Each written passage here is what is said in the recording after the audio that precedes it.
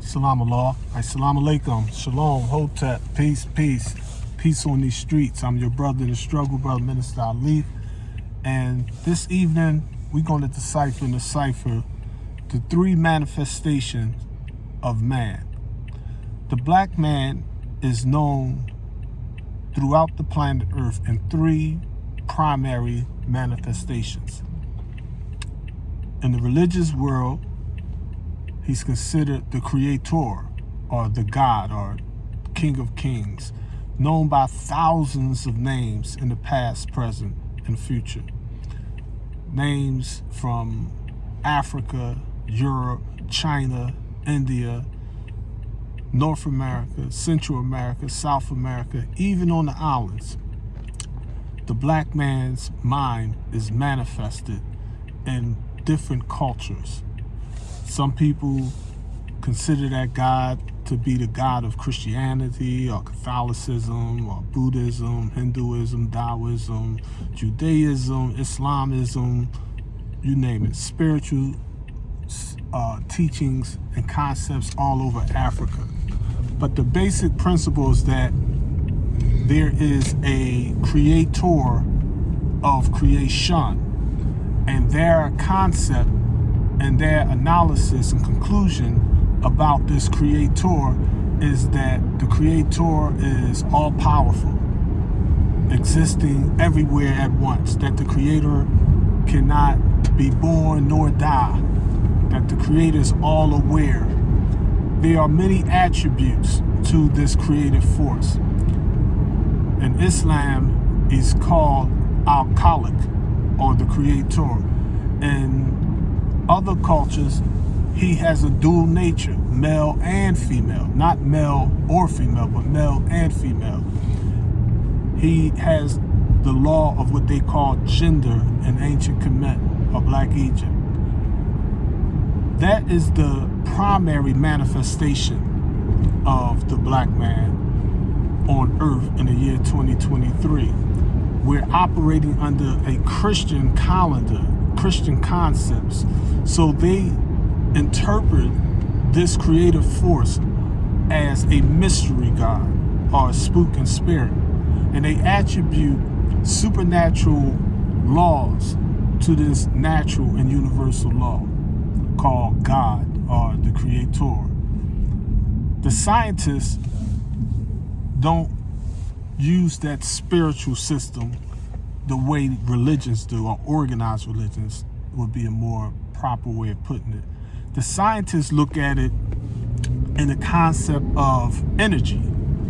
The same attributes that the religious entities use to describe their creator, scientists use the exact same definition and principles to describe what they call energy, or the first cause, or the law of causation.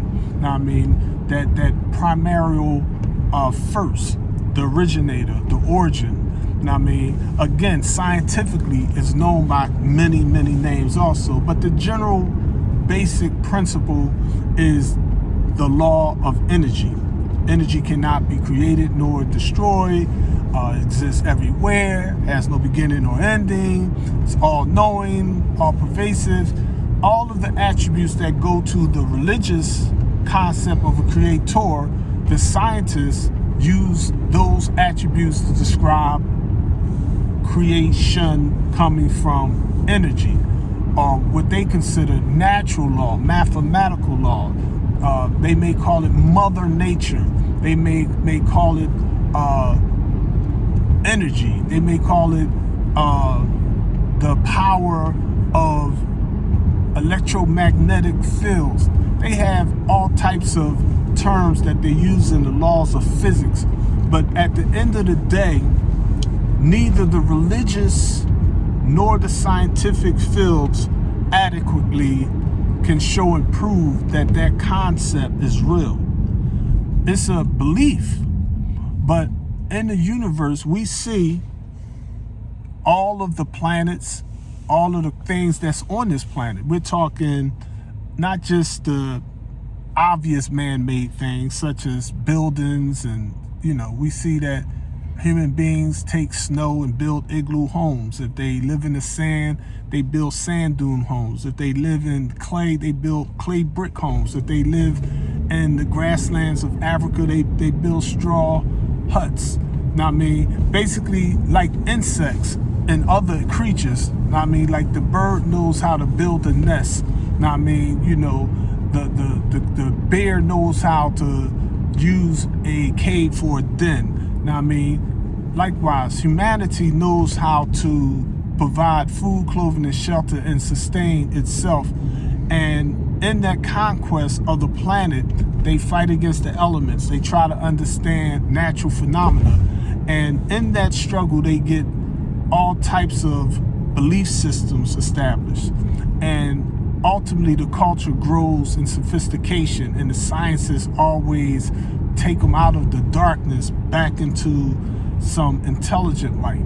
So when we study these buildings, we look at the natural phenomena. We see the trees, but we know the tree wasn't there 100 or 10,000 years ago. But somehow that little acorn, that little seed grew into that giant tree.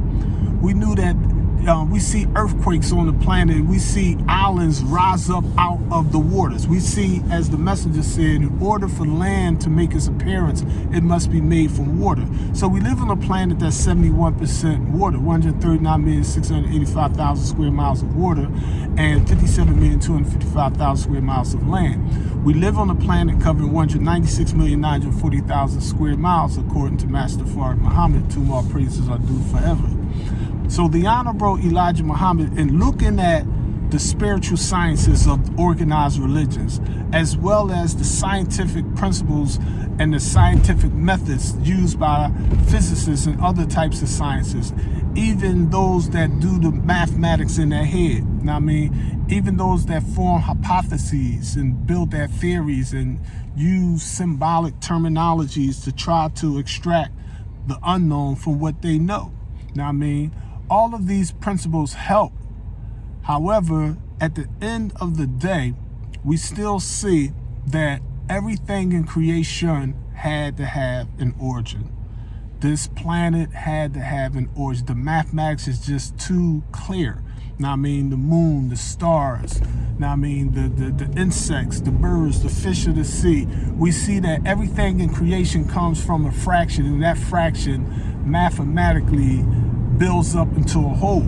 Now, I mean, you watching this video right now, you're a whole person, whether you're a man, a woman, a boy or a girl, or black or white, male, female, or somewhere in between, a hermaphrodite. You was a little smaller than you are now. You were a baby at one time. You were a zygote at one. You was a little sperm cell fertilizing the egg. You was a little tiny piece of single cell plankton swimming around in water. You was a tiny little congregant of atoms. You were little tiny baby atoms, or what we call quarks or photons. Now, I mean, you were little tiny charges of energy. So you was not in the physical form always. You was in a mental form. That mental form, we call that the mind.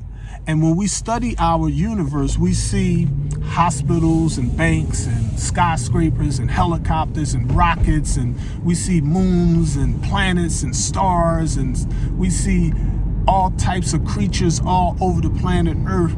However, holy intellect simply is found at its highest level in human beings.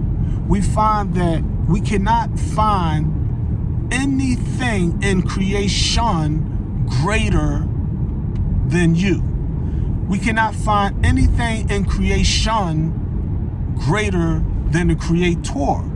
Now, physical man can't create, but mental man can. So the Honorable Elijah Muhammad teaches us that man is mind, and that the mind of man is infinite. The brain is very limited. You can't run faster than a cheetah. You're not stronger than a silverback gorilla. You can't outlive the trees. However, you can outthink everything that has the ability to think. Everything else submits willingly or unwillingly. The sun is just the sun. The moon is just the moon. Once it's set in motion, it's going to stay in motion. It's going to keep doing this thing according to universal mathematical laws. But human beings have the ability. You can't make a dog be a human being, but a man can act like a dog. A man can act like a bird. A man can swim like a fish. A man can fly faster than any bird in creation. A man can move stronger than any turtle in the form of a tank. That is the power of your mind. Your power is the ability to manifest your thoughts, to bring the mental on a slower vibration into the physical. That is in you. You can take and create the idea that is in you. In his table talks, Messenger Elijah Muhammad explained it like this.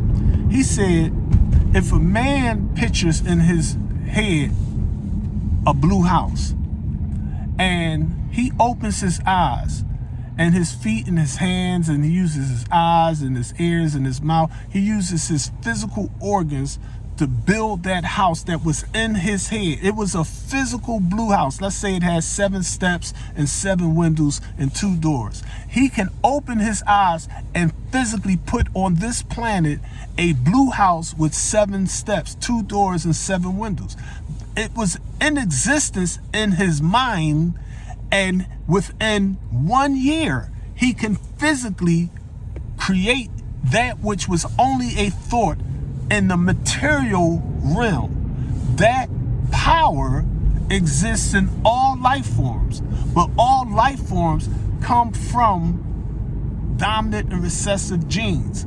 And since the black man is by nature the original man, the Asiatic black man, the maker, the owner, the cream of the planet Earth, he rightfully is declared to be the God of the universe.